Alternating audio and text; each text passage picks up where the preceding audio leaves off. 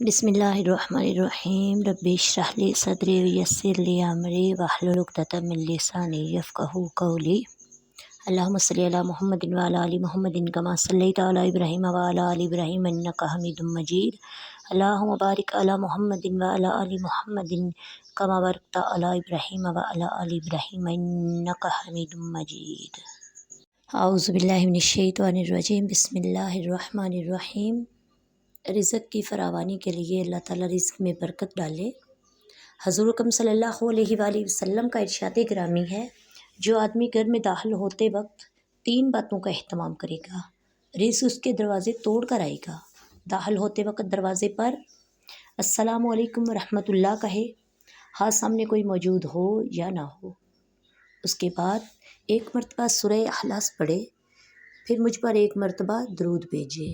سبحان اللہ وما علینا الا البلاغ المبین۔ السلام علیکم ورحمۃ اللہ وبرکاتہ۔